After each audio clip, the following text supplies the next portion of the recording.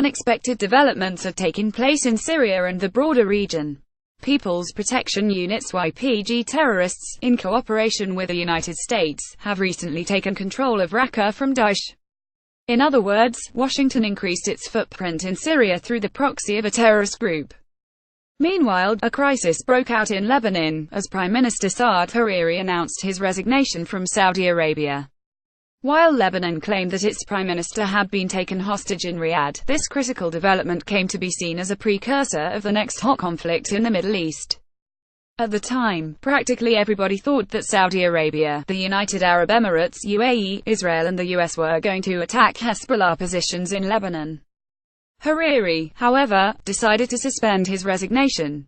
It appears that the whole episode was part of a negotiation between rival psychological warfare specialists, who agreed to subdue Hezbollah. Consequently, Hezbollah announced that it was going to possibly withdraw its fighters from Iraq. Meanwhile, Prime Minister Hariri targeted the group by saying that he would not let Hezbollah affect his government's relations with his Arab brothers. While the world was seeing the situation in Lebanon unfold, the three guarantors in Syria suddenly changed the conversation in diplomatic circles. President Recep Tayyip Erdogan, Russian President Vladimir Putin and Iranian President Hassan Rouhani decided to meet in Sochi. Ahead of the trilateral summit, the foreign ministers of said countries gathered in Antalya. At the same time, their top military commanders held meetings in Sochi. A meeting between the Russian leader and Bashar Assad, the butcher of Syria, in Sochi the day before the trilateral summit suggested that important decisions were about to be made.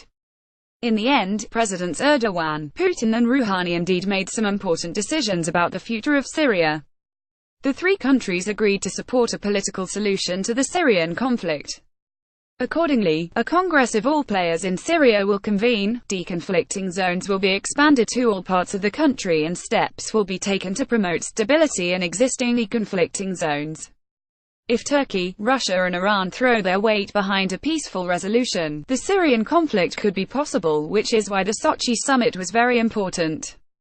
Looking at the family picture of the three leaders, however, one notices the absence of another important player in Syria. To say the least, the US had no place in the said picture. Whether Washington was truly denied a seat at the table at US. President Donald Trump made a secret pact with Russia to deliver a list of demands to President Putin remains a mystery. Several sources suggested last week that the latter was correct, noting that the Russians had tried to desperately secure a seat for the Democratic Union Party YPG at the Syria Congress, which, they say, reflects Washington's will. Needless to say, Turkey is very sensitive about the PYD's potential inclusion in any type of national dialogue. In Sochi, the Turkish president made it clear that his country would not negotiate with a terrorist organization. Judging by the statements made since the trilateral summit, however, it appears that no final decision has been made about the PYD's participation in the Congress. If Turkey faces more pressure about the PYD's inclusion, sources warn, Ankara would consider turning its back on the new roadmap. Meanwhile, President Trump made a surprise move amid problems between his country and Turkey. He called President Erdogan, called Washington's existing policy nonsense and promised that the U.S. would stop sending weapons to YPG terrorists. Provided that the delivery of approximately 4,000 truckloads of weapons to the group by Washington has been poisoning Turkey's relations, this was an important development. Nowadays, policymakers in the Turkish capital Ankara are asking themselves the following questions: did Trump mean what he said? Of course, the Turks have taken President Trump's words with a bucket of salt because the U.S. has repeatedly made promises to Ankara with no intention of keeping them. There are two running theories about Mr. Trump's most recent move. First, Washington thought that it had been sidelined by the Sochi summit and wanted to play some kind of role in Syria by reaching out to Turkey. Second, the US made a secret deal with Russia and wants to cross out the YPG issue from its long list of problems with the Turks. Cautious as ever, Turkish officials focus on the developments on the ground rather than words. Recep Soylu, Daily Sabah's experienced correspondent in Washington, stated on social media that U.S. officials confirmed President Trump's pledge that no weapons would be sent directly to the YPG.